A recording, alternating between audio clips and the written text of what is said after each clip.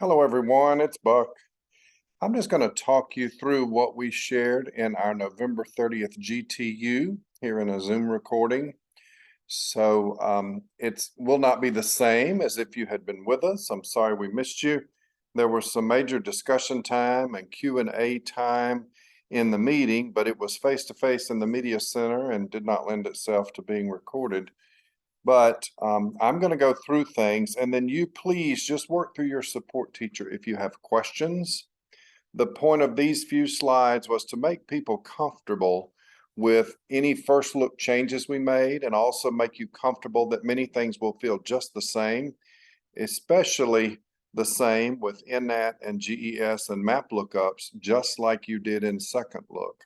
So hopefully this is comforting, and we give you a little bit of rationale for why we made the changes in the order of the assessments. So thanks for watching through it, and know that you may pause it at any time to read a screen. If I don't give you long enough, I will probably go through pretty efficiently and succinctly, but you pause at any time to study a slide.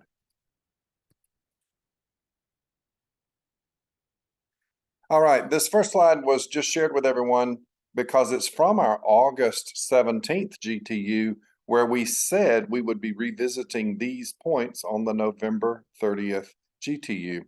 And November 30th arrived, and so we were back to talking about the swapping the order of assessments, the INNAT and the COGAT, expanding the GES to give you a score for creativity as well as motivation, which you experienced during second look if you gave second look assessments. And then the timeline change of the TTCT, which will be given last during first look. So I will explain all of that now, but just wanted to bring you back to say that we're now at the period that we were foreshadowing in August. So the first few slides were just about INNAT, and we had some good, healthy discussions in the meeting. Talk to your support teacher if you have any concern about the INNAT being first, but maybe these next few slides will help you be comfortable with that. This is just a slide that I show when I'm teaching the gifted endorsement to talk about how proud you should be that Atlanta Public Schools goes much further, deeper than the state requires in eligibility, screening, and referrals, and how we dig into students to try to find all those hidden gems so that we don't under-identify and underrepresent students from any special population. So the INNAT's listed in one of the bullets, but the wonderful thing about the INNAT is that first blue statement at the top, that it is researched and designed to assess cognitive ability independently of a student's linguistic and or cultural background. So exposure and language should not limit a student on this test, and it should not be biased against any students because of those situations. It's figural, it's fully figural. That's how you can see how it would get away from any linguistic barrier. And so the black bullets at the bottom are really just showing you that INNAT fits in there. It's all the different things we do that are above and beyond what the state mandates require so that we look deeper and wider for our students. Why INNAT? Well, Andrew Nichols shared a good 20-minute talk and took questions because he attended a session at NAGC this year with Jack Naglieri, the designer and author of this assessment. It's been around since the early 90s, and he talked and shared some things. So Andrew pulled just a few slides. I'm not the guru of explaining these slides, but I can tell you what we talked about. Naglieri shared that his mental ability test focuses on the thinking abilities, you know, your mental abilities to the skills you need to do well in school, but not the actual content knowledge. So he talked to the group about the difference in knowing versus thinking, how you think. So the INNAT and COGAT are really designed to measure how you think, but he made the point that many times there is a mixing of knowledge, knowing questions into mental ability assessments, and he's claiming that the COGAT has more of those. So being mixed together, he feels like his is more purely thinking skills assessment. And he goes a little further through the slides. These are the assessments across the top, and then each column talks about the domains that they're kind of looking into.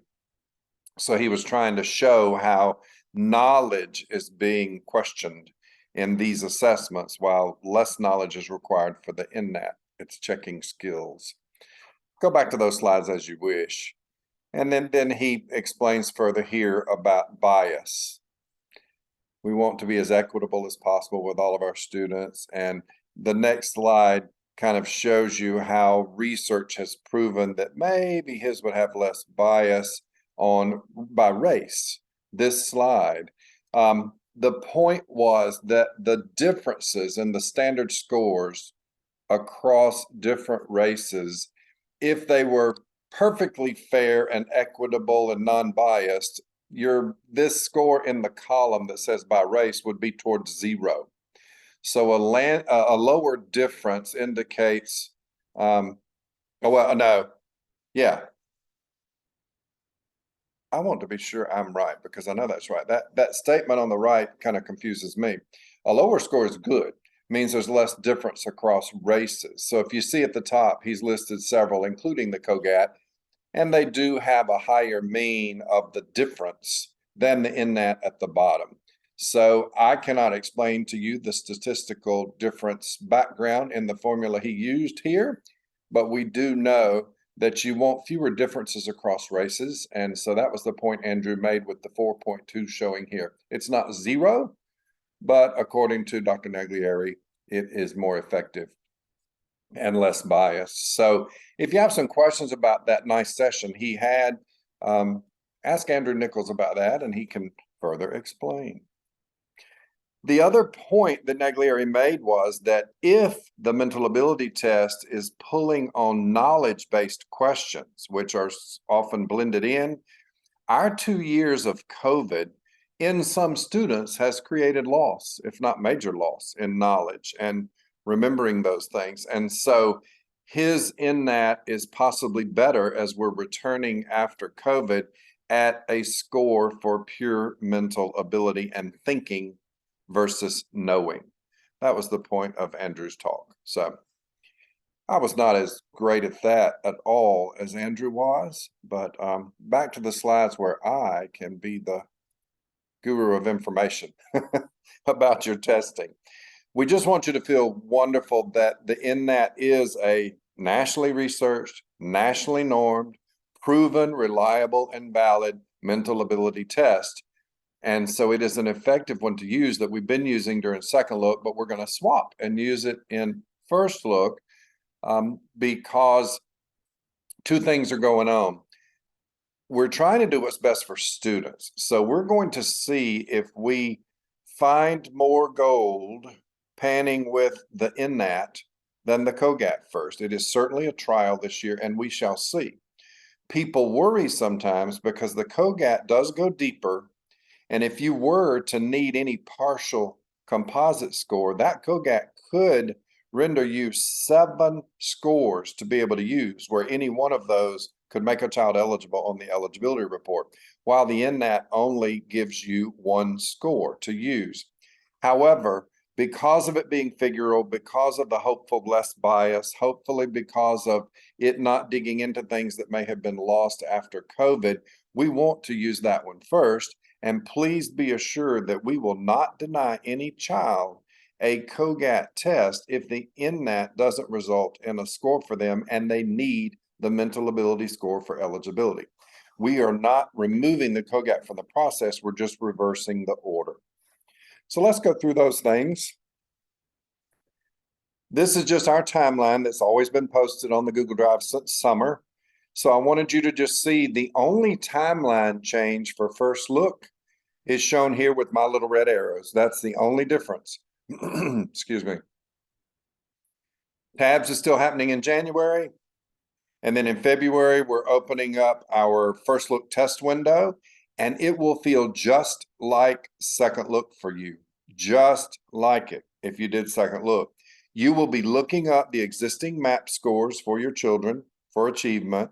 You will be giving INNAT for mental ability, and you will be giving GES for both motivation and creativity. So your 4 areas will be assessed by you simply giving the NNAT and GES, which is just what you did in second look. Then see that the TTCT is in late March, about a week after our window closes. So Danisha and I are going to work really hard to turn around GES scores as they occur, meaning we'll do a running update of scores so you can get it all along through the window, but definitely at the end, we will make sure those GES scores are updated quickly so that we've got a week between the 15th and the 21st of March for you to know who would benefit from a TTCT. So think of the TTCT this way. It is not given during second look.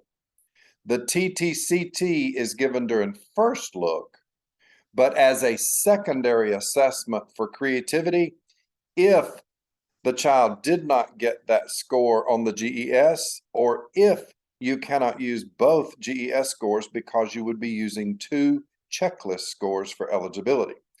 And you're going to learn that on the next couple of slides too in just a minute, how to do that more effectively and understand better. But think of it as a secondary assessment during first look for creativity, only for those students who need creativity to be eligible.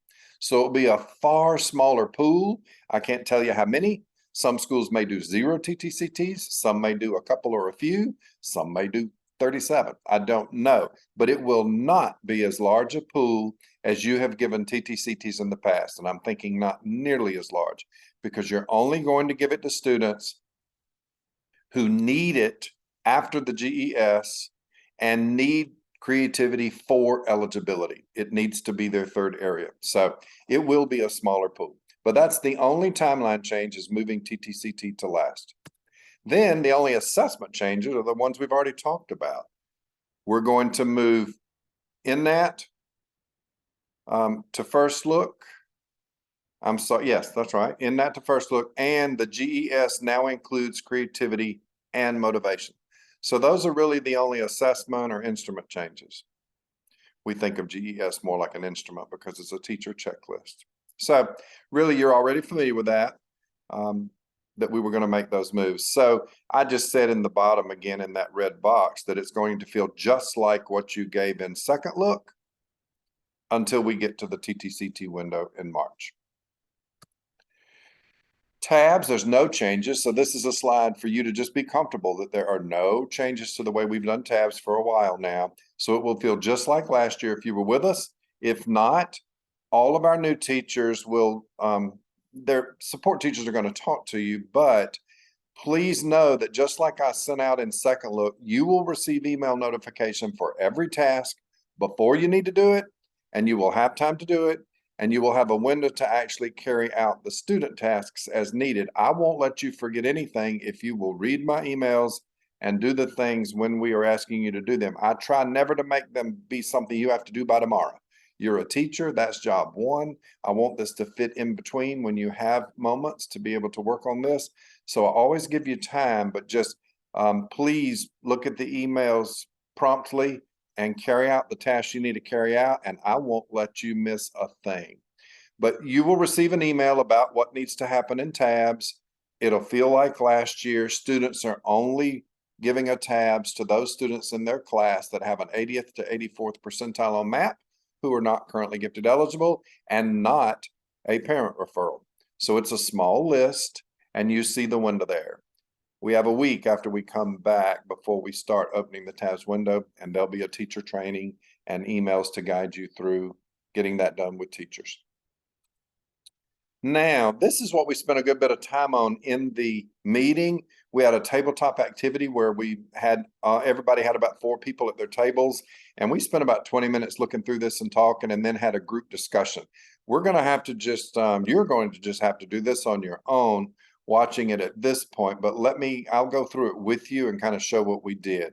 But I developed a chart that has all of the scenarios for when you finish first look. So if you read the bullets at the top, you're going to have done all of this first.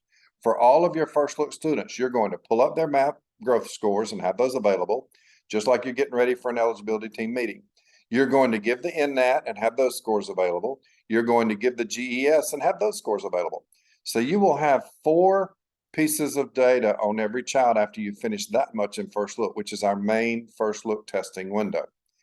After you have all those scores ready, you're going to decide who needs a TTCT as a secondary assessment for creativity during First Look. So we did this activity. I didn't give you the answers on this slide, but I'm going to click this. This presentation is going to be in the classroom, I believe. It was on our agenda that day, so I will make sure that Mona knows to load it in the classroom. Oh, I know where it is. If you don't see it in a special heading in your classroom, go to the Developing Talent with Intention classroom that we're all working through this year. Then scroll to like the second header that says Professional Learning. You will see the agenda for the GTU November 30th meeting. On that agenda, you have this presentation I'm going through right here. So that link will be live for you in your presentation from the GTU agenda from November 30th. Click that. It's going to force you to make a copy as it comes up. And if you make a copy, you will see our tabletop activity. So I'll just do one of them with you. Let me control minus so you can see more. But it's really the same thing that was on that slide. It tells you what you will do first, finish First Look and have data. So then you need to know your data will tell you whether the child, yes, can use that score for eligibility, it's an eligible score, or no. And so based on the yeses and nos for those 4 pieces of data you already possess, you will decide, should I give the TTCT or no? So every row in this column has a choice of, yes, I should give the TTC or I should not give it. Go through and see what you think first based on these yeses and nos, remembering that the GES, you may only use one of the 2 scores. You cannot use both GES scores for eligibility. It can be on the chart if the child's eligible in another way or cannot be eligible, regardless of the TTCT. You don't have to get the TTCT as the creativity score. You may list both of these on the eligibility report, but only if they're both not used to determine eligibility, meaning maybe they have 4 yeses, then you're fine. You don't need the TTCT. Or if they have no yeses, the TTCT is not going to make them eligible. If they only have 1 yes, the TTCT is not going to make them eligible, so you don't give it. You see how your pool will be smaller. So make a decision, and then over here are the answers for each one. It tells you that you should not give, and it tells you why you should not give it. So just play with that until you get more comfortable with the decisions, and know that because you were forced to make a copy of this, you now have this that you're looking at always available to you on your own computer. And so you will always have the right answer right here. And I'm also loading the chart simply with the right answers, not having to click them, on our teacher Google Drive since we have finished this assignment. So you will always be able to refer to this chart, and I think it will be very helpful for you. All right, let's see if I can get back to my presentation. I did beautifully, great. So we then had some talks, and you can kind of look yourself and see how confident did you feel in the decisions before revealing the answers. And we said, you know, that they should talk to their peers and have some aha moments like, oh, well, I think it's this. No, remember, you have to do this. Oh, yeah. We had some peers who helped others figure it out and have better comprehension. You're doing it on your own with this recording, but you can call peers anytime and talk it out. So you'll also see some patterns. And so it's just kind of neat. And I wanted to make sure people felt comfortable using the chart going forward. So tell me if you have questions. Certainly use your support teacher if you have questions. The last thing I taught in my session is what we're about to look at now. I have made you a spreadsheet to track this. So really just listen for a minute and see if my timeline and what you need to do makes sense. Because I believe when I show you on the next slide, the template that I have made for you to copy, I believe that it will make sense. So just don't worry yet if you get confused, but that visual at the bottom should help. So just like we used to do with CAS, if any of you were with us when we did the Computer Adaptive Achievement Series for achievement, we gave that 3 times a year. If not, some schools gave it more than 3 times a year, I believe. you had to check that as a contact every time we gave it to see if certain students who were waiting on an achievement score could become eligible. Well, we're back to that now. Now that the district is doing a universal screener 3 times a year that is accepted by the DOE as a score that may be used for gifted eligibility, we must begin to look at it to serve students correctly. So my 2 blue bullets at the top are going to be your roster of students where you need to do a continuous look at MAP scores as they arrive. You do not have to look at MAP scores for every child you're assessing through the year, second look and first look. No, it's only this small group. So hear me.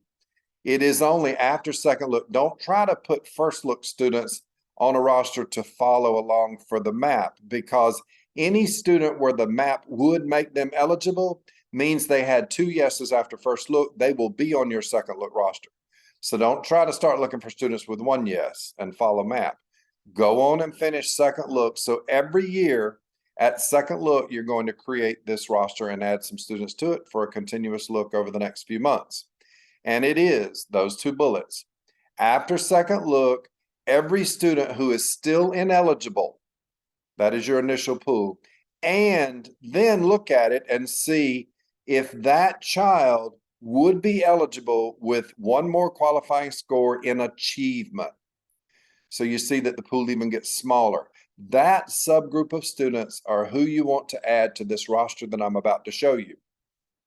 You may create your own roster. You don't have to use this, but Mona asked me to create a basic template that everybody could use, and I got really good feedback in the meeting from it. They loved it. I didn't hear one person that said they weren't going to use it, except for one person who had already developed their own. So the timeline at the bottom shows how you'll maintain this roster. After a second look every year, you will add students to the roster, and the red at the top from bar to bar is how long you will continue to look for those students.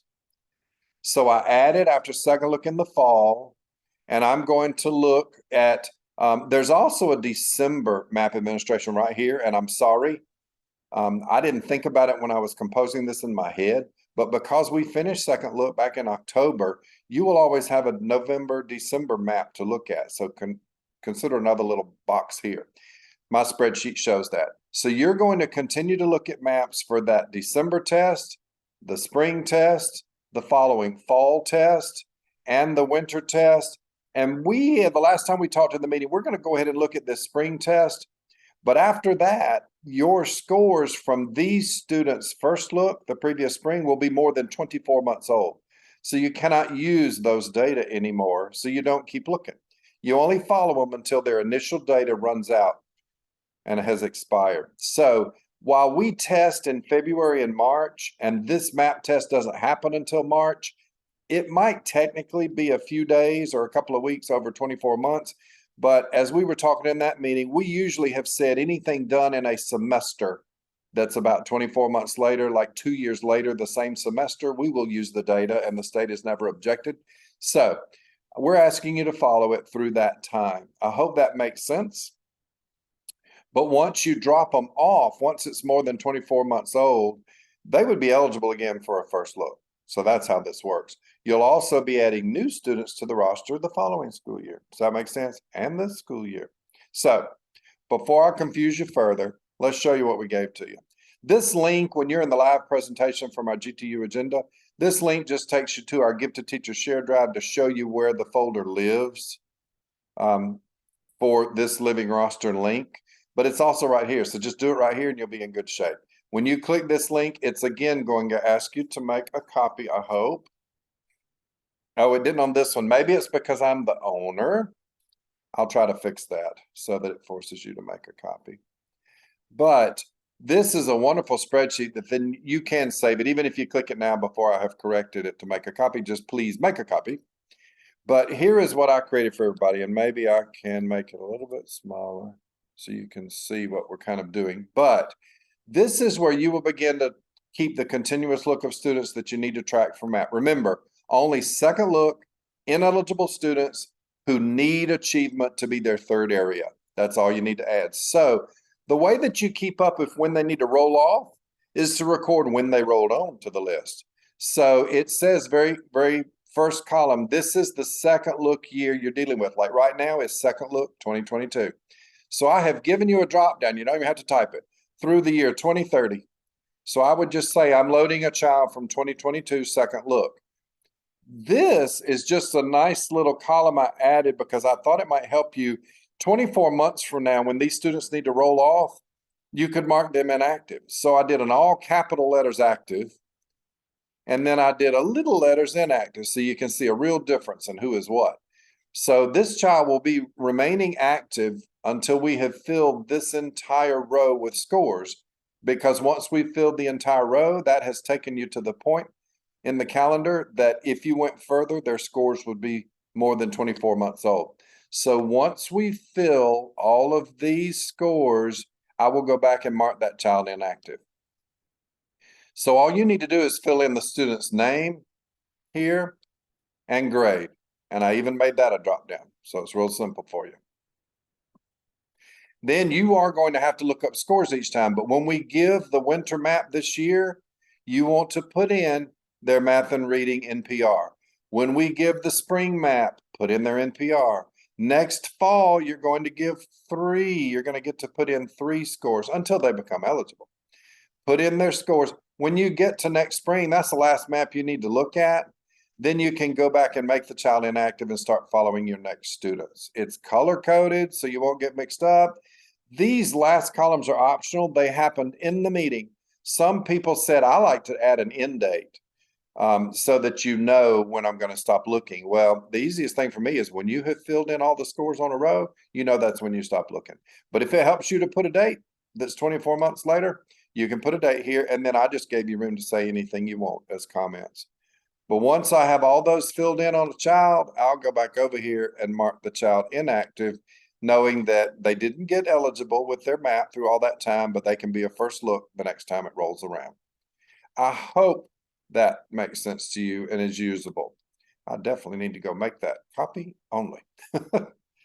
I can't take questions, but we did end just having a question opportunity. So email me if you have a question, if you watch it, or work with your support teacher, and we will make sure that you have a great year in First Look. Know that I'm going to always guide you through it if you will read my emails. Thank you all. Have a good day.